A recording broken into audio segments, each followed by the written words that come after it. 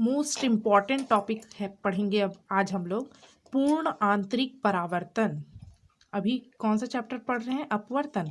तो उसमें ये परावर्तन कहाँ से आ गया और पूर्ण आंतरिक शब्द जुड़ गया है, मतलब परावर्तन तो हो रहा है परंतु किस प्रकार से हो रहा है? पूर्ण आंतरिक रूप से। कैसे देखते हैं, ठीक है ना। तो आप सभी जानते हैं, डायग्राम से समझते हैं इसको, ठीक है।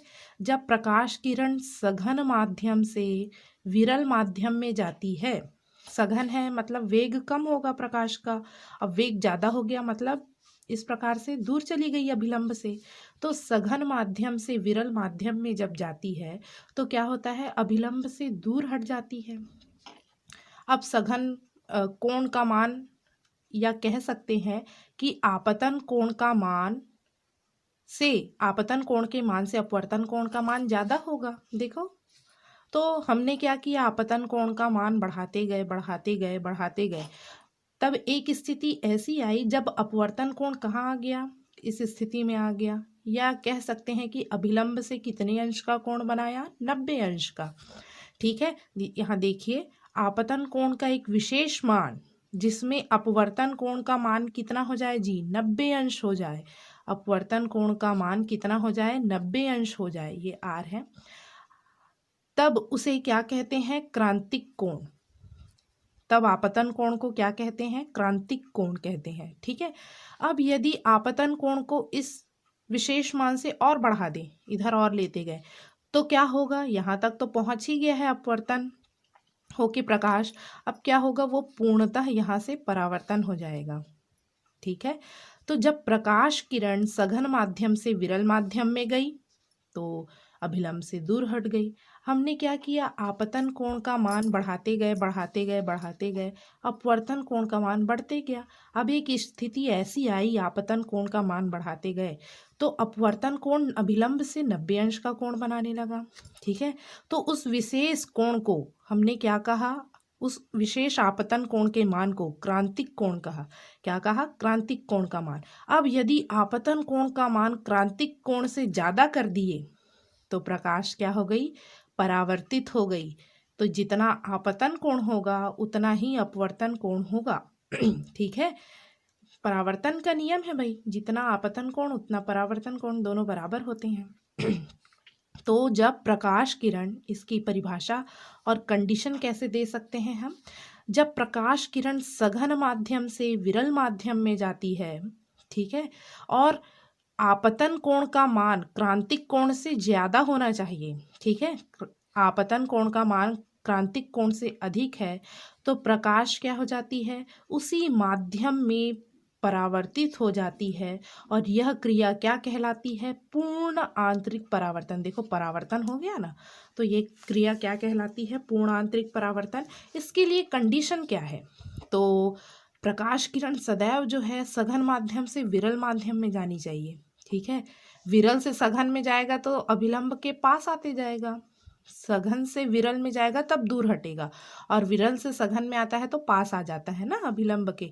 तो पहला कंडीशन है सघन माध्यम से विरल माध्यम में जाने चाहिए, और दूसरा कंडीशन है कि आपतन कोण का मान बड़ा होना चाहिए, किससे? क्रांतिक कोण से, ठीक है।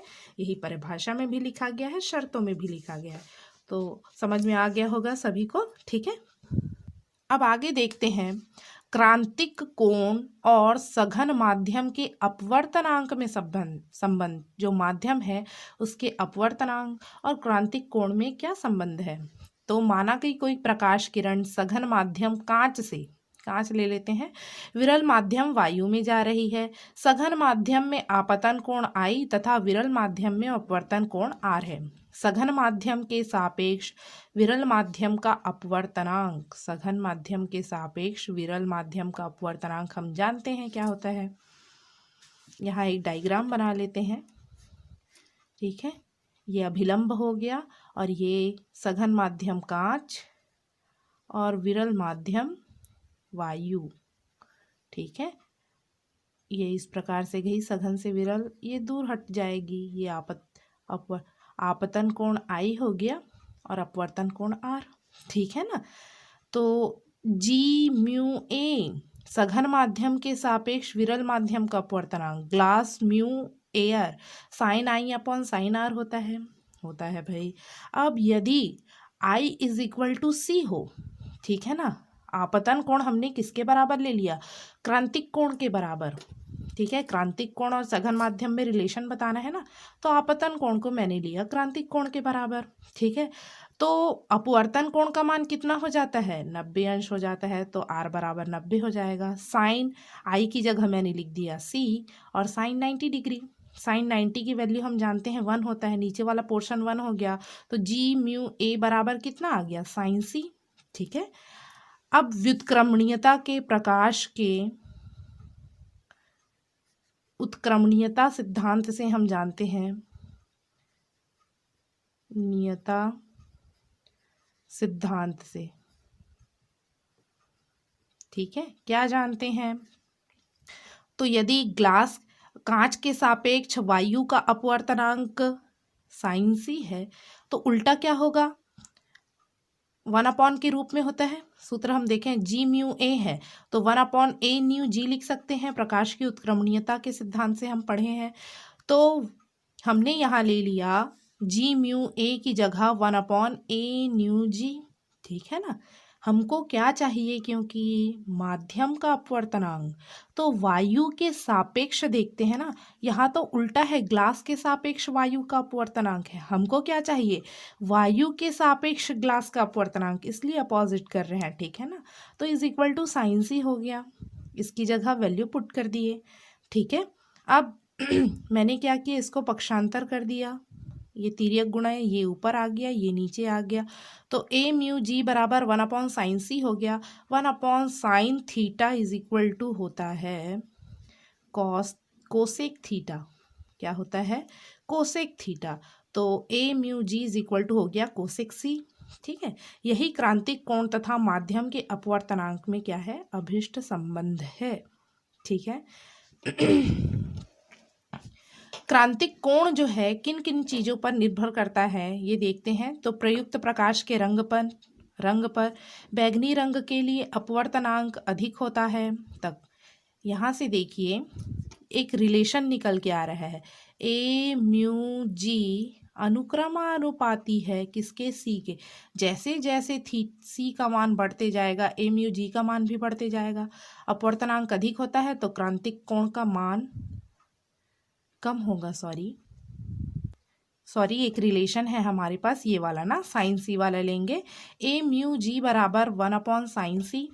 तो यहाँ से देखिए जैसे जैसे अपवर्तनांक का मान बढ़ेगा क्रांतिक कोण का मान क्या होगा, कम होगा। तो बैगनी रंग के लिए सबसे कम होता है क्रांतिक कोण का मान, और लाल रंग के लिए अपवर्तनांक अधिक है तो क्या होगा, अपवर्तनांक कम है ना, यहाँ ध्यान दीजिए गलत लिख गया है, ये कम है, तो क्रांतिक कोण का मान लाल रंग के लिए सबसे अधिक होगा। व्युत्क्रमानुपाती है, ठीक है ना, अपवर्तनांक बढ़ेगा तो क्रांतिक कोण का मान घटेगा, और अपवर्तनांक कम होगा तो क्रांतिक कोण का मान बढ़ेगा। सघन माध्यम और विरल माध्यम के जोड़े पर यदि सघन और विरल माध्यम का जोड़ा कांच और वायु है तो 42 अंश होता है क्रांतिक कोण का मान। जल और वायु है, जल भी सघन और वायु विरल, तो उसके लिए 49 अंश है। और यदि हीरा और वायु का जोड़ा है तो उसके लिए होता है 24 अंश, ठीक है। ताप बढ़ने पर माध्यम का अपवर्तनांक घटता है, अर्थात क्रांतिक कोण का मान क्या हो जाएगा, बढ़ जाएगा। बहुत सारे हमारे दैनिक जीवन में उदाहरण हैं किसके, पूर्ण आंतरिक परावर्तन के। ये आप लोग याद रखिएगा, कभी कभी एग्जाम में 1 नंबर या 2 नंबर में पूछ दिया जाता है कि कांच का क्या है अपवर्तनांक, जल का क्या है, सघन फ्लिंट का क्या है, हीरा का क्या है, ठीक है ना। तो पूर्ण आंतरिक परावर्तन के उदाहरण में मेन जो है यहाँ बहुत सारे दिए गए हैं, परंतु ये हीरे की चमक में पूर्ण आंतरिक परावर्तन के कारण होती है।